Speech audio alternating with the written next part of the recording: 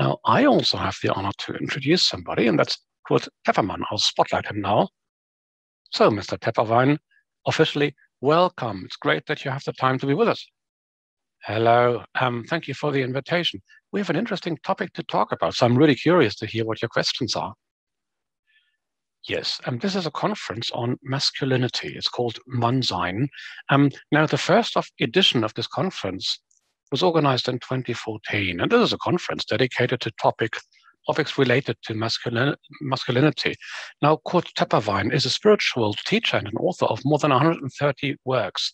He's a conscience researcher, a non-medical practitioner, and he has led seminars for more than 40 years now. Now, amongst other things, Mr. Tepperwein wrote the book in den besten Jahren mit Leib und Seele Mann, which would translate into English as In the Best Years, Being Man, Body and Soul. So obviously, it also plays a role for you, doesn't it? Well, yes, of course. We have a conscience. A conscience by nature is neither female nor male. So if we have decided to have a male conscience, a male attitude, then there's a reason for that.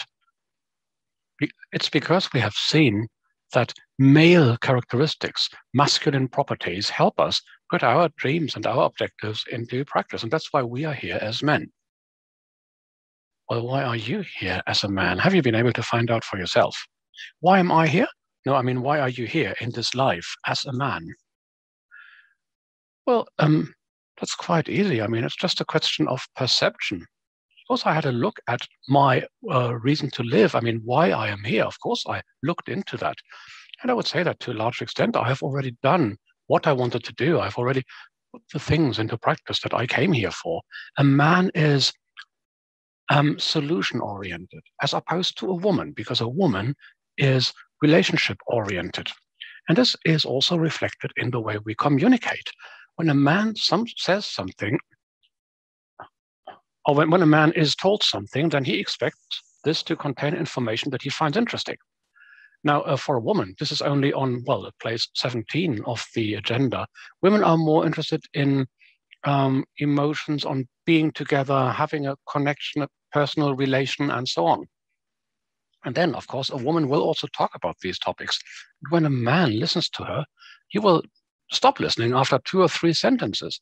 And of course, women are sensitive. They notice that. And the woman would say something like, well, you're not listening. And then the man would say, well, you're not saying anything, talking. Simply because what the woman says does not have any information that the man finds interesting. So to answer your question, I am here because as men, we are solution-oriented. We are interested in solutions, and I want to offer people solutions, in particular now, in this moment of change. I mean, it's so obvious that the world is changing. There's no denying that. And that's why we have to change as well.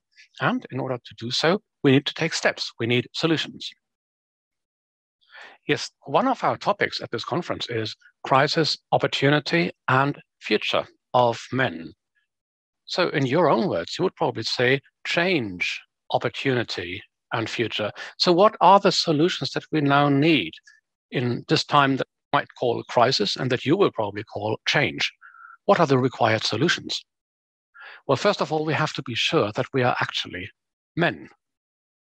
It's not enough to have to be male by sex, by gender, but we also have to be sure that we have developed these characteristics inside of us. And it's surprising to say that for most of us, this is not really the case, not least completely. So first of all, we have to become aware of what a man really is. Before I can become a man, I have to be myself first. In other words, I have to be aware of who I really am, what I am really here for, what this whole thing is all about, where this whole thing is headed. I need a direction, a clear objective in order to take solution-oriented action. And this basic orientation, this basic direction should be the first part of the process. Now, during my long life, I've had the chance to talk with, well, tens of thousands of people, and I was always surprised to see how most people don't know who they are and what they are. But when you don't have a clear objective, when you don't have a clear mission, how are you supposed to get there? How are you supposed to put your goals into practice? So that's the first step of the process. You have to become aware of who you are, what your intentions are in life, and how you can get there. This also includes the question of what job in order to make ends meet, in order to earn a living. But this means, in a way, they have failed before they even start, because you can only be genuinely successful if you follow your real vocation, if you do what gives you pleasure. And from that moment on, the things you do won't be work anymore. You won't look at your watch at 5 o'clock and say, thank God it's over. No, if you do what gives you pleasure, then you will enjoy doing the things you do. And when you do something with joy, when you do something with pleasure, you will always do it well. And when you do something well, you're also successful. So that is the first step that you have to take. Okay, so one way to find my destiny, my vocation, is by thinking about the things I love doing. Yes, that's one criterion. Let there be no mistake, we prepared at home for all of this. So we tried to make sure that the things we're about to do are going to be fun, but we also tried to make sure that the things that we will have to require skills and qualifications to do the things we want to do.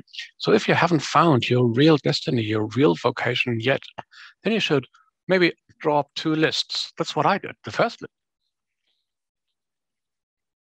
Don't think about how much money you can earn that way, but think about what are the things that you love the most, the things that really give you pleasure. And at least a dozen items, a dozen things on this list. And then the second list would be a list of things that you are very good at.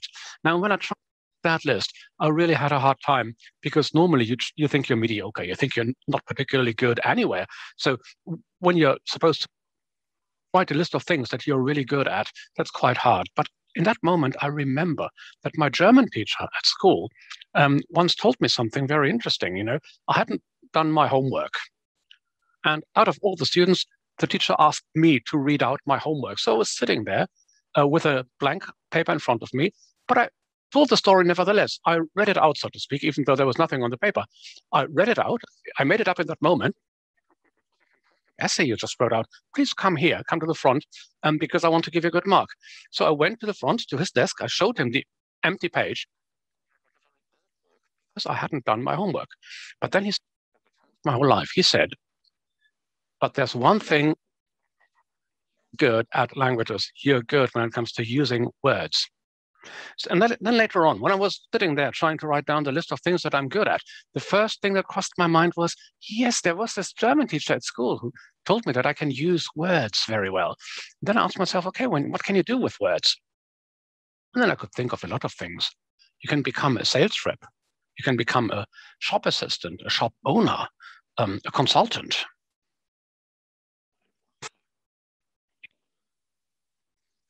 Well, an assistant, you can become a healer, and so on.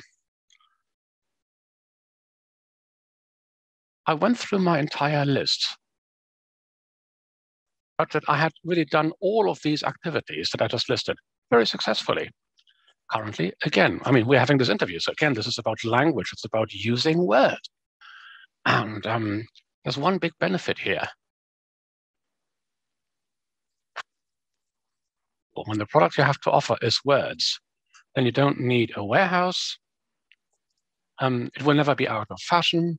It can't, well, it will never be rotten. You don't have to have any end of season sales. And one thing that I liked the most was you have profit margin of 100%, because you produce the word instantly in real time, and all the money you make with it will be profit. So it's a 100% profit margin. I like that from the very beginning. So I really used all the different options to work with words, and I was very happy and very successful with that. So you are also our senior guest here at the age of 89 years, if I'm not correct. Yes. So when did you find out about your true vocation? Is it a long time ago? Well, I'm not able to tell you an exact year. Well, no, wait a minute. At the age of 25, the two lists were prepared, then the word was found, and then I started doing this. Here at our conferences, we saw quite often that we are very prone to addiction. Netflix until 4 in the morning, the booze. You just were talking about what creates or what produces joy, what embodies a certain purpose. Would you say that a man needs a vision or a mission? And if they haven't got one, they are very seducible by addictions or dependencies? Yes, I was going to say exactly that. I would even say every man has his vision. It may well be he's not aware of it, but we are not here without a reason. We are complete mind. Why should we be sent in such an incomplete world like this one, in a world of polarity? There must be a coercive reason. At home, we are all perfect. Everything is perfect. But you cannot recognize perfection in a world that is perfect. So to be able to realize perfection, we need the mirror of imperfection. So we are sent out into an imperfect world, a dual world. That's the reason why we are here. The purpose in life is the same for everybody. Not, however, the path in which we experience. Our purpose in life is to experience our own natural perfection, and to be able to cope with this imperfect world and not to turn around on our heels in stating, I do not belong here.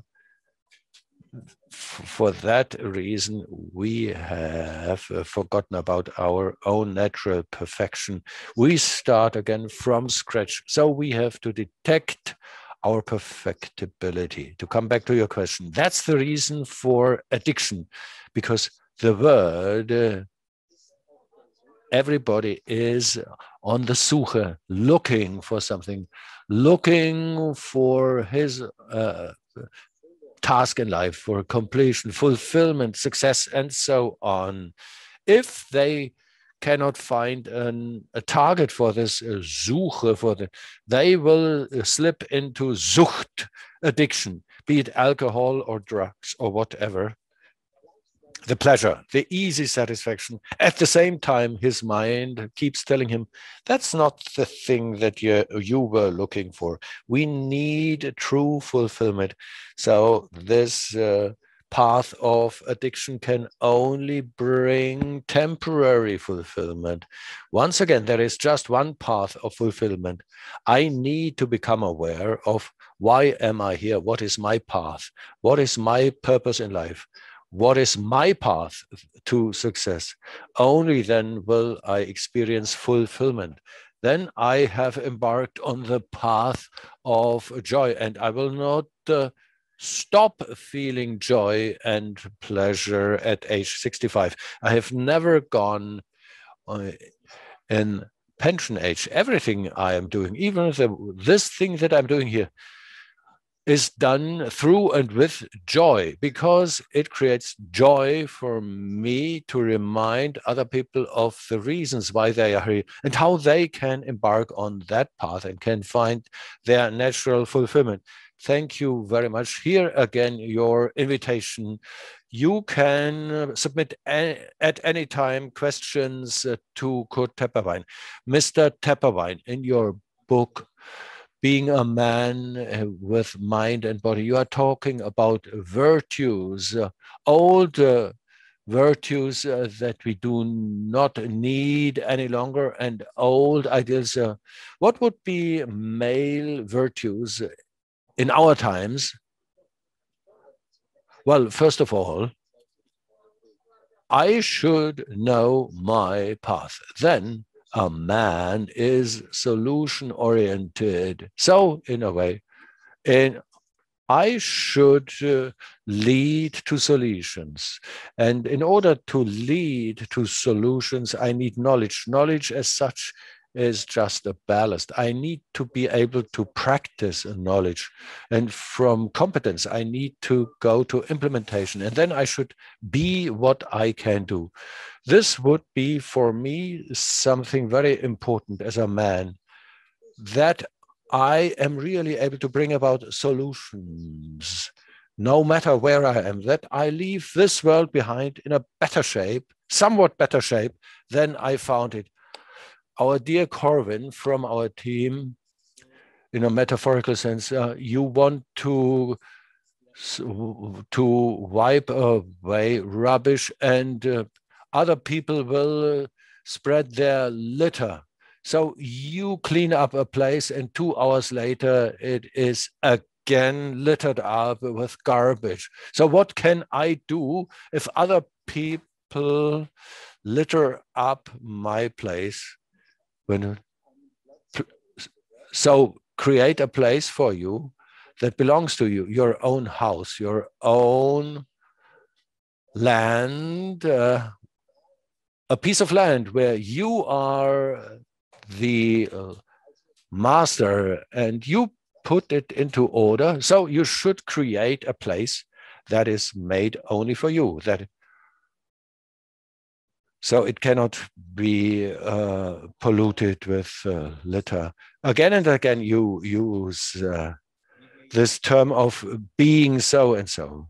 If I create my own place that cannot be polluted with litter, and quite often you use this term, what can I understand under so sein, being so and so, being in a certain, I would say the term so sein, being so, is self-explanatory.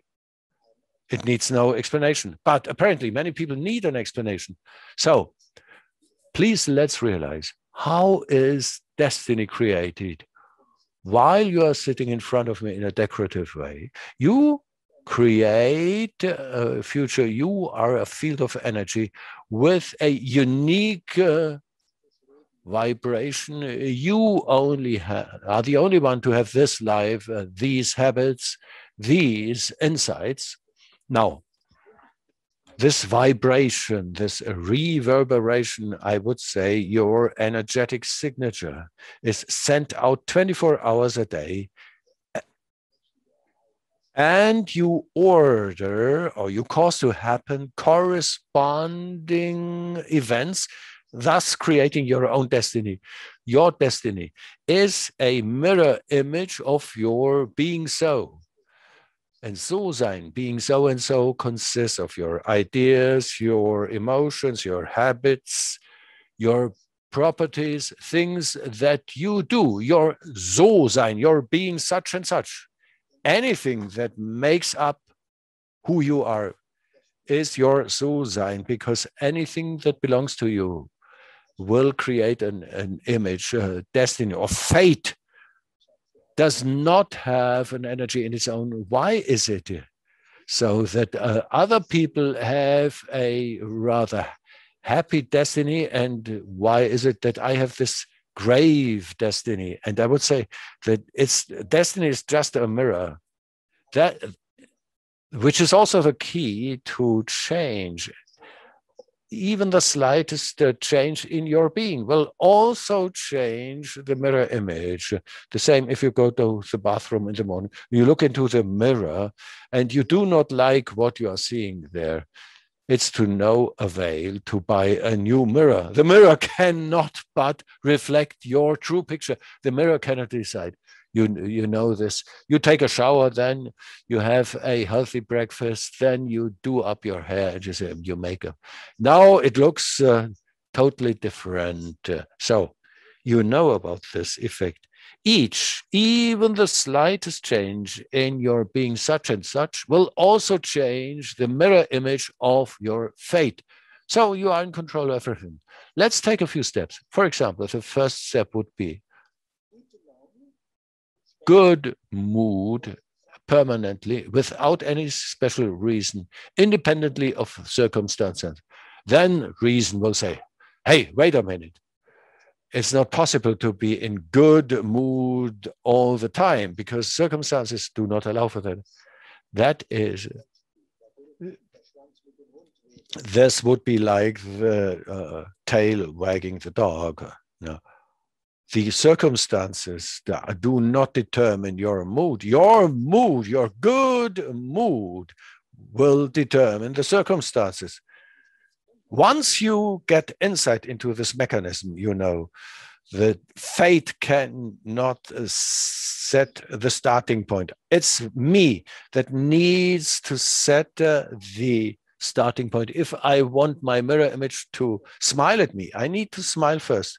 But the fine thing, once you smile, if you are in a good mood, you cause also with absolute reliability a future in good mood. Let's take another step forward. Being nice or being attractive is also part of a pleasant life. If you are nice, the reason would come in and say, I think I'm not a really nice person. Well, most of the times, yes. No. Being nice in a perfect way is something totally different.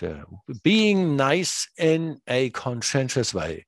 With anybody that encounters me, I find something good in anybody on my way, not as in the past. The reason judges and the reason directs its attention to those things that do not work well. Not without a logical reason, because those things that are going well do not need any care, which is correct, logically brilliant, but the conclusion is the wrong one. In other way, all you that are listening here from now on will get used to this new habit to find something in anybody which is good, which is a miracle. You need not find everything, maybe his shirt, the way he dresses, the way he speaks, or he looks, but it must be honest. In all honesty, immediately and with an absolutely reliable reaction, you have an energetic bridge of sympathy. The other one does not know what you are doing. However, he cannot defend himself against this energy. He will start finding you nice too. So from then on, and if you wish, from now on, you will only encounter nice people because you find everybody nice. So the reason will jump into it and will say, but hey, listen, if a really shabby and unnice person crosses my way, well, should you know somebody like the person you describe, you should at least admire his consistency. One thing needs to be admitted. He is very consistent with himself. If I'd be so consistent in being nasty, then I would be a better person. So there is at least one thing, this consistency in being nasty. So you might imagine that life becomes much easier, much more pleasant. If you cope only with nice people, the most important thing is the side effect. Because by being nice yourself all the time, you create automatically a nice future. So let me start right away. Mr. Tepperwein, your clear words deserve my attention. Thank you for this laurel. That's exactly what I intend to say. What do I really love and what is close to my heart? Well, clear words are for me and should be a matter, of course, for any man. Women have this special quality when they say, I've got a question. Then they tell you a novel. This novel contains several questions in one go, so you need to jot down this. When was that? What is intended specifically? Then I interrupt the counterpart. Sorry, I'm only a man. I cannot retain in my memory more than 3 sentences. And if you have a question, if you want to say, please, in just 1 sentence, again, a miracle happens. Once I force my counterpart to focus on the main point and to convey his true purpose or intention in just 1 sentence, they place this chaotic mixture of words and dress it up in clear order. Those who know what they want and tell us what they want will get what they want. So I have known your propension. That's why my questions are very brief and circumcised. So I really like this quality in you. That's also why I love talking like we do, from man to man, clear words, clear answers. Very nice. So I can influence my being such and such. Does the world with its being such and such also, does it influence me? Because there are certain people who suffer from the state of the world. It's up to you. You decided. Well, I was going to ask, what about you? Do you know this Weltschmerz, pain about the world? That the general circumstances of the world influence you. In the past, I probably knew it, but it's back decades. Right now, the world does not exercise any influence on me. For example, bad weather. There is no such thing as bad weather, only people that are dressed the wrong way. If you have an umbrella, you don't care about rain. In other words, I do not create any dependency of my behavior on the behavior of others, let alone the behavior of the world. I feel at ease in myself. I can respect myself. I live in harmony with my being such and such, no matter what the others do. They may cheat on me. They may lie to me. They may do so. But my behavior will not depend on their behavior. I will act as I think is fit for me. Very nice. One thing that I was desperate to ask you, we who does not know the rules of life is somebody like a driver in a car that does not know the traffic rules. What are the most important traffic rules for us as men? What traffic rules should be known by us in the first place? Are these the same rules across all ages, no matter whether I am 10, 20, or 80 years? The rules of the game are the same for everybody, no matter whether you are man or woman. The traffic rules is not designed for 30-year-old men, but it applies to everybody. So the most important rule of the game are the spiritual laws, and the most important spiritual law is the law of cause and effect. And this frightened me so. Most people do not know a thing about these spiritual laws, but these spiritual laws do not care about it. They will act no matter whether you know it.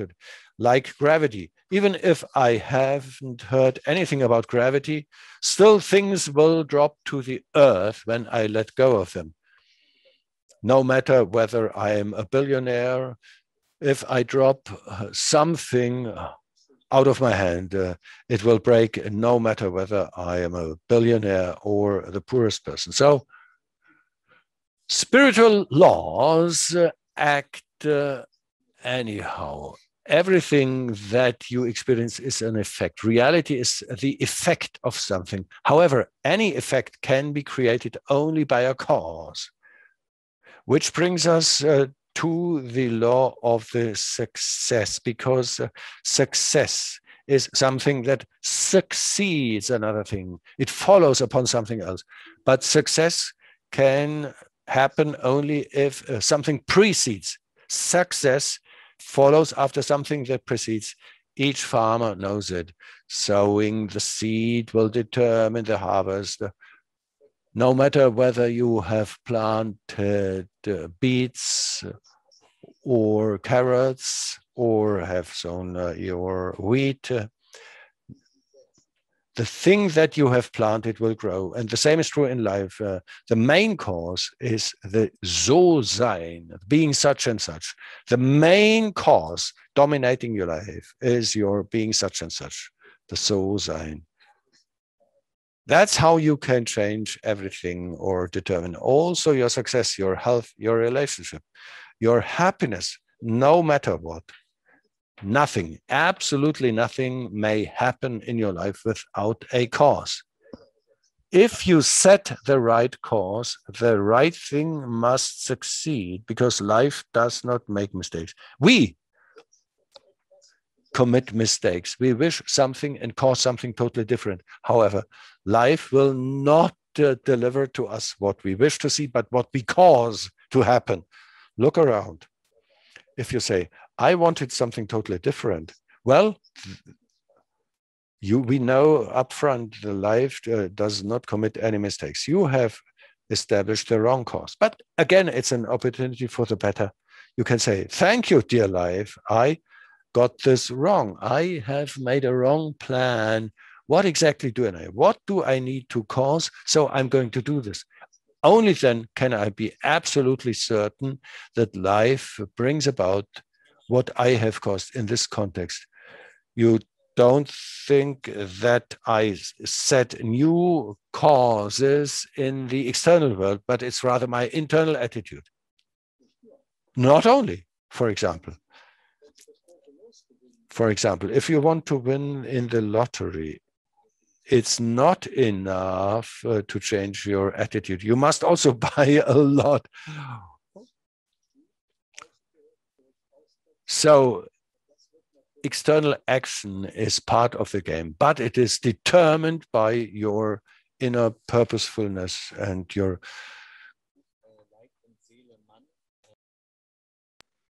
Okay, a question coming from Carsten, who says, in your book, Being a Soul, well, that's the title of the book, and you can use words very well, but that's mainly a nutrition for the soul. So what about the body? You make such a vital impression. How come? Well, that's very easy. Everybody should do that. I mean, I have to give you the long answer here, I'm afraid. We are here on Earth to become aware of our own natural perfection. So this means, first of all, and that's something that we should already have learned at school. If our parents haven't or didn't teach us, then at least at school, we should have learned who we are. That's like awakening. And so in an awakening, you have to understand who you are and live as the human being you are. Many people identify themselves with their body. They make a close connection between themselves and their bodies. But let there be no mistake, we are pure energy. We are conscience, we are consciousness, but we are no bodies. We come into this world, and of course it's a physical world, and that's why we need a physical body here in order to be able to act. And that's why during our time on Earth, we have, well, what I call school uniforms. We have our bodies. We need that in order to be able to act. So our bodies are like tools that enable us to take action, but our bodies are not us. And just because you go to your garage every day doesn't mean you turn into a car. No, you have a car, but you are not the car. And that's what, because the language says we have a body, we have a mind, we have a personality. You see, we don't say we are a personality, we are a body. We say have a personality, we have a mind, we have a body. In other words, we are the carriers, we are the owners of bodies, minds, and characters.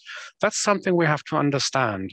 And that's this awakening, as I call it. That's when we wake up and understand who we are. And that's when the real life starts. The life of a human being doesn't start in the moment the body gets born. No, The moment when the body gets born, is school uniform comes off the production line, but the real life of starts. The human starts to understand who he or she is. Now, coming back to the question that Carsten asked, when I am aware of who I am, when I have this consciousness, when I understand that I live here on earth with a body as my clothes, so to speak, then I will also have achieved a state of perception, which means I constantly perceive the needs of my body. I don't need books on the diet. I don't need to read any smart books on how to treat my own body. You see, when you buy a dog, you will probably ask the seller, what's the right way to handle this dog? How do I have to feed the dog? Or how often do I have to need? These are the questions you typically ask when you buy a dog. But about ourselves, we don't care about these things. We don't really know what often follow the wrong signals. For example, eat the things that are tasty, that are yummy. But of course, if something is delicious, then this just means that my tongue finds this taste pleasant. But maybe this kind of food that's so yummy is not even good for the entire rest of the body. So we should awaken, we should wake up the reasons why we are there as quickly as possible. And we should also perceive the body's needs. And when we do that, a series of miracles will happen. First of all, when the body gets the right food and enough exercise and enough sleep and so on, then the body will blossom and grow. But even more importantly, this is also a way in which we can change the way we are. We are such and such, we are this, we are that, and we can change that with the help of this perception. We can put our life in order again. This means when I am in a state of perception and consciousness all the time, when I perceive my body's needs all the time, then I don't have to worry about it. It's like with your car, you know, there's some cars where there's always something wrong. The oil control lamp, tire pressure, you know, is always wrong and gives you an alert, an audio signal to tell you something's wrong. But when I check the oil and the pressure on the tires regularly, when I take my car to, I will never get the, I will never hear that because I keep everything in order. And that's exactly the way it should be with the body. That's what the body should do. And then the body does something that the mind can't even imagine and understand. You won't get ill. Illnesses will disappear from your life because, you know, illnesses are like an error message. And if there's no error, if there's no mistake, if nothing's wrong, then the body won't send you any error message, which means you won't fall ill anymore. And that is, I think, the most beautiful result you can get when you meet your body's demands. And in that case, when you do that, your age doesn't matter. I mean, of course, sooner or later, I will leave my physical body, my Earth's clothing, as I call this, and I know precisely when, in about 2.5 years from now. But until then, I can use all my force and, well, walk down my path and do what I want to do in life with a lot of pleasure and joy.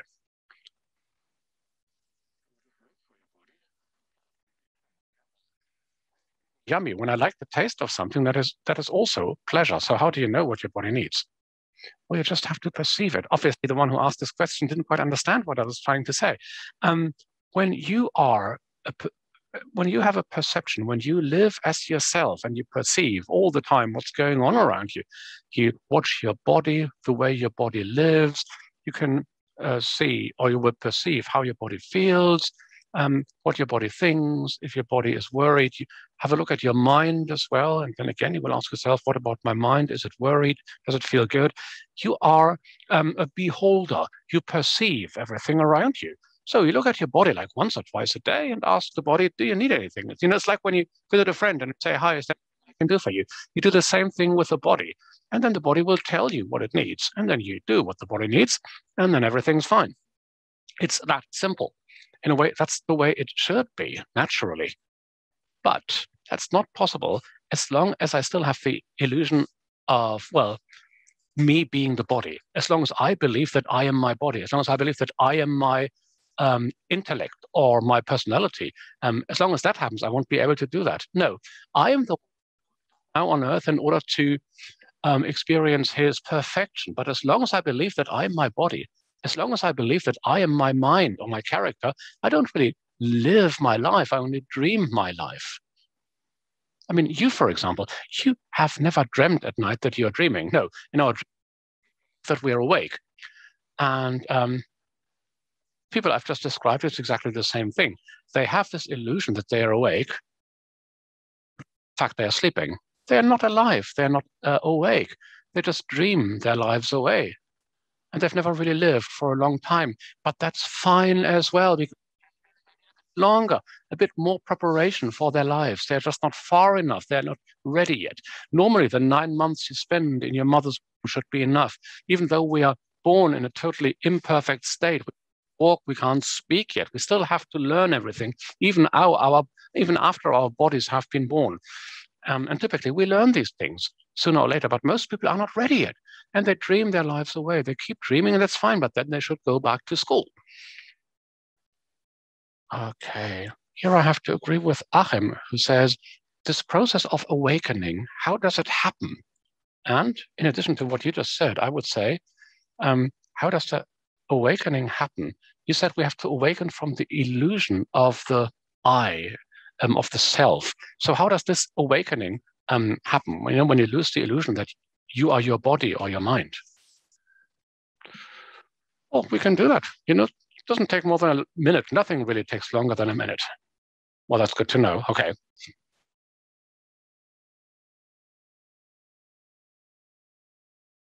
We are there already. We are like that already. We just have to remember. And remembering something takes a bit of time. The first step is I become aware I am not my body. I am not my personality. And then the second step is to say, I have this body of mine. I have a personality. Step number 3, I am the owner, the user. So that's my experience. I'm the one who makes an experience, and the body and the mind and the character are just my tools.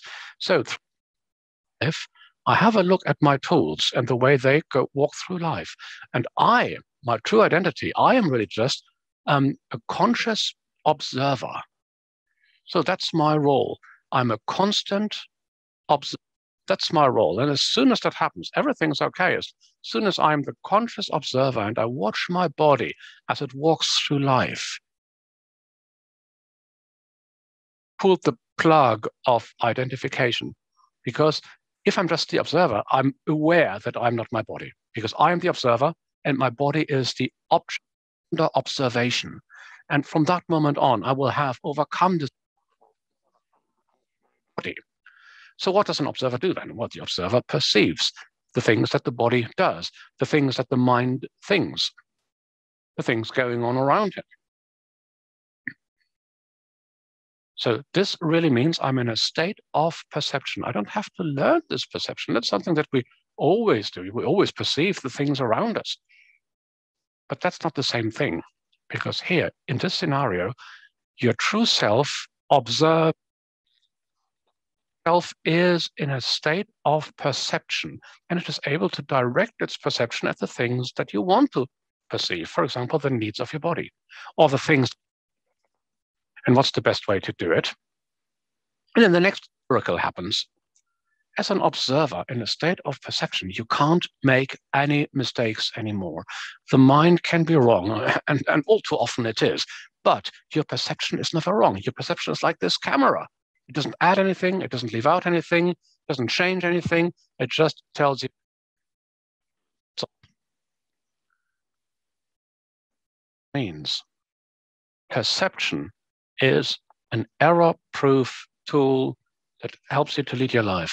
Perception can do anything that the mind can do, only better and without any mistakes. Because the mind will always tell you something like, oh, this man seems to believe that he is so important and indispensable. But that's not true, because when I go to work, I have to think about it. I have to ask myself, how do I do this? How do I do my work? But that's only the second best solution. The best solution is I perceive the things that I have to do. I perceive the best way to do it. I perceive how to do it without any mistakes. I perceive if the plan that I have will actually take me to the desired objective. And I perceive the things I have to do in order to reach my objectives. And I won't take any detours anymore. I won't have any appointment anymore. I won't have any losses, failures anymore. None of that will happen anymore because I perceive what I have to do. I immediately do the right thing, well, the thing that I should be doing. It's that simple. And now the last decision comes. Are those who listen to me ready to do that? Are you willing to act as a conscious observer?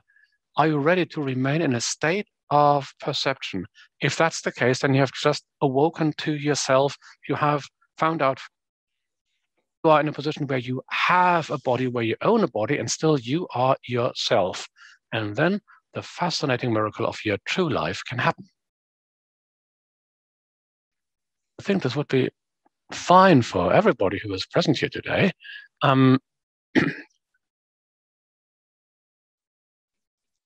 Of boys and the crisis of men. So here in the chat, somebody asks about negative feelings and how to deal with them. And if I understand this correctly, somebody else asks you how to deal with pain. Now, if I get you right, you just perceive all of this. You perceive pain, you perceive negative feelings. In a way, these are just messages that you receive, that you perceive. What's in life? Yes, of course. But these are two different things, of course. Already said, everything has a cause. I mean, pain is not something that occurs just like that, by chance. No, when there's pain, there's always a reason for that, a cause. Now, what does the body do when I don't fulfill its needs? The body sends me a message. This message is always, well, the first message is always something like, I should have more physical exercise, or I need to rest. But typically, we ignore these first initial messages.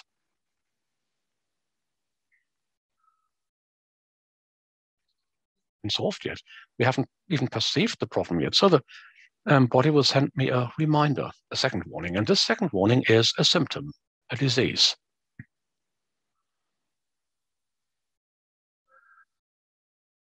If I just try to get rid of the symptom, just try to treat the symptom, sure, I can go on making the same mistakes that I made before. Of course, that won't work. And then the body will send me pain. And that's the third warning, the next reminder. And if I ignore that again, if I misunderstand it or misinterpret it, and if I just swallow a painkiller, because I say, well, I have so much work to do, I have obligations, I have tasks, I don't want to spend too much time on this, and I don't want to feel any pain because it disturbs me in my work, and I just swallow it.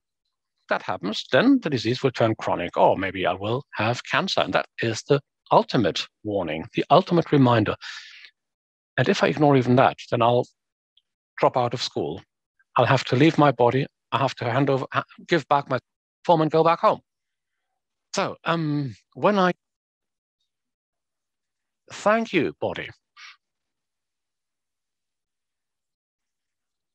that way you'll have a whole new attitude to problems and diseases, because we say, thank you, life. Thank you for attracting my attention to this. When you're in a car and there's a little lamp flashes up, it starts blinking to tell you something's wrong, then that's a useful warning sign, and you have to take action accordingly, because otherwise, after a while, the car will be broken and won't work anymore. So in a way,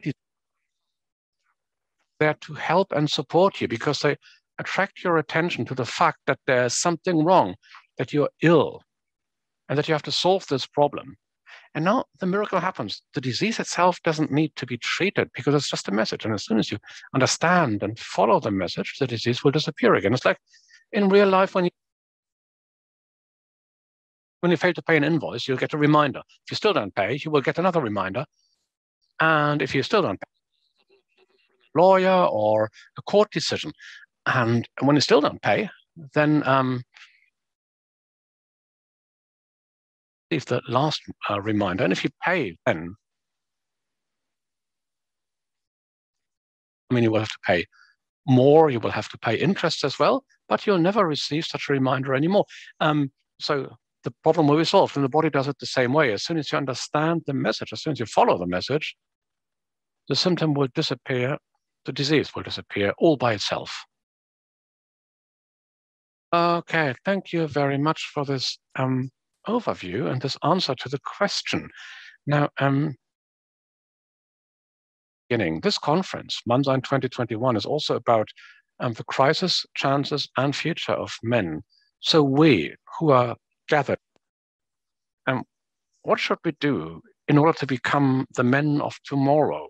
How can we shape the future of men in such a way that it's not only beneficial for us, but also in general?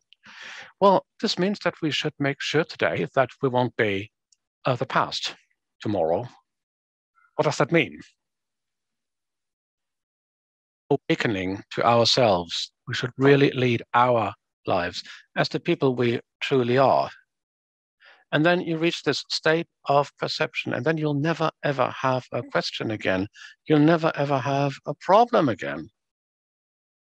Because as soon as there's a problem, you'll see the solution immediately. As soon as there's a question, you'll see the answer immediately in this state of perception. So you will always be up to date. You will always be in harmony with life. You'll swim with the tide of life, and everything will be fine. You won't receive any reminders anymore.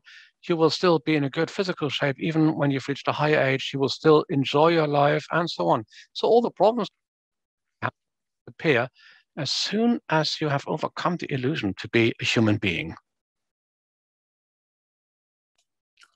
Okay. There are 6 minutes left. I was going to ask you, and this is a topic for us being men. I hear this again and again.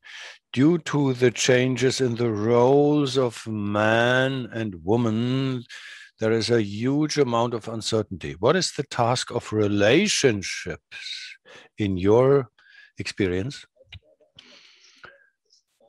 The task of any relationship is to help both people involved to develop faster and better. It's not about an easygoing ballet through life so that everybody is happy. It may also follow as a side effect, but this purpose of any relationship is to fulfill the development. Once a relationship can no longer fulfill this task, it is over. You need to realize it. It's not the end of love. Love, well, this is a huge misunderstanding in reality. There is no grief for a lost love because nobody can prevent you from loving anybody. Take the most beautiful woman in the world. You may love her. You may love her. The problem starts when you want to have her or to get her, because she will come with all her expectations and claims and so on. That's the ego, the self, and the human beings with all. As long as you are fully aware of who you are and are a loving person, there is no problem. In other words, the entire problems of human life is caused by this illusion. The illusion of being a self, together with your suchness, being such and such, creates a series of problems. It's like in a nightmare. Once you are awake, the nightmare is over. You don't have to resolve the problems of the nightmare. If you are awake to your true being, all the problems will vanish. In other words, we should perceive as quickly as possible to see what needs to be done. Then we will be able to see what the relationship needs and what a relationship needs more than anything else is the step from you and me towards the us. As long as there are just two egos just sitting side by side, nothing will happen. It cannot succeed. Well, it may fit in some areas. It will never be a real fit. However, if we never criticize the other one, never, absolutely never, there will never be anything like a quarrel or a conflict. That's not possible because the other one has a different belief. Well, my favorite wife is quite often of a different opinion, but it doesn't play a role for me. It's an additional gift for me. I can see the same situation with her eyes, realizing, okay, you can see it also in her way. Nobody will make an attempt to convince the other one. We leave differences in opinion as they are. But if it's a common task, then we take each other's hand and we say, okay, you believe this, I believe that, which is okay. But how can we cope with this situation, with the task at hand? So now a miracle happens. Any us can no longer be of differing opinions. And us is we as a community. We are doing it that way. Then there will be no problem in any relationship. It's totally okay. There are differences in opinion, but there is no space for criticism. Nobody will try to criticize. You love each other as you love the sunset. I would never say this cloud should be somewhat placed more upwards, or there is too much red in this picture. Nobody would say so.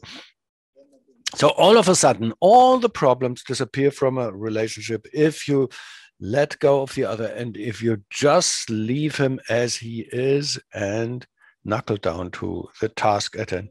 I would like to quote you something which prompted me to reflect. The level that I address in the other will respond. So I will get replies from the same level. Exactly. If the ego talks to an ego, then you will have a crashing event because contradictions will pop up. However, if a fully awake consciousness talks to another fully awake consciousness, then it starts. The ideal hypothesis is that both of them are awake. Both partners should awake as quickly as possible, and then everything falls into place. No problems will pop up. Let's nail it down.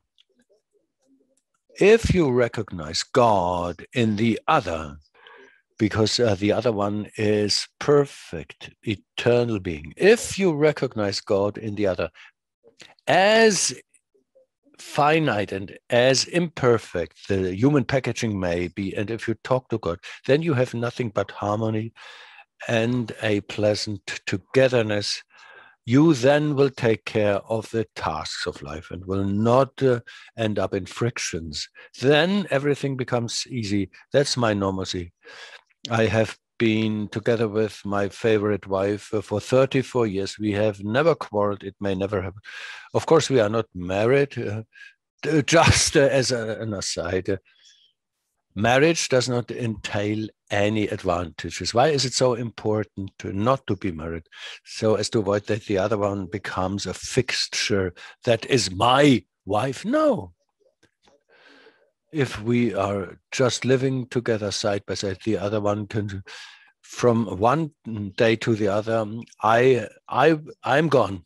That's nothing. So you will be much more attentive, much more caring, much more cautious in dealing with it. We have been happy for 34 years, not married, but we are both awake, which makes life so easy. Just an example, it may well be that a man, loves another flower or likes another flower. It may well happen. Now the woman notices it and wants to talk, to have a frank talk. A frank talk is always the wrongest thing to do in such cases. But we have agreed on absolute honesty. So I told my wife right away, and as an awake consciousness, she just asked, does it change anything in our relationship? And I said, no, of course not. It's an additional experience. I feel tempted. I would love to experience it. If it has nothing to do with us, I'm not interested in it. And after a few weeks, it was over again. Not only has it not impaired our relationship, it didn't even affect our relationship, but two egos would probably have separated. She would have cried out, I never would have imagined that you could do such a thing to me, but not in our case. For an ego, it's an unsurmountable and an untractable problem, but for two away conscientiousnesses, it's not a problem, not even a difficulty. It's just a human experience. It may happen, then it's a reality. You need to face it. To ignore and to suppress such temptations is not a solution. I have the feeling I need to experience it. Then, okay, I can resolve it by experiencing it. And then it's over. That's why a wise attitude towards things, as it could have been. Mr. Tepperwein, I have so many witty questions. But I'm not only an interviewer, but I'm also the Zoom operator. I know that we have run over time by 5 minutes. It feels as if we had just begun our conversation, and I think we could easily talk for another 1 or 2 hours. But from the bottom of my heart, thank you so much for this very special contribution to the Mannsein conference. There were elements built into it that we didn't have so far this weekend. Thank you very much for this interview. Yes, I thank you for the invitation. If I may add a last sentence as a farewell to the listeners, be a blessing to anybody that is fortunate enough to encounter you. This is a high-flying task. This is a test for your mastership any moment. How can I be a blessing for the others? And then you will recognize your path.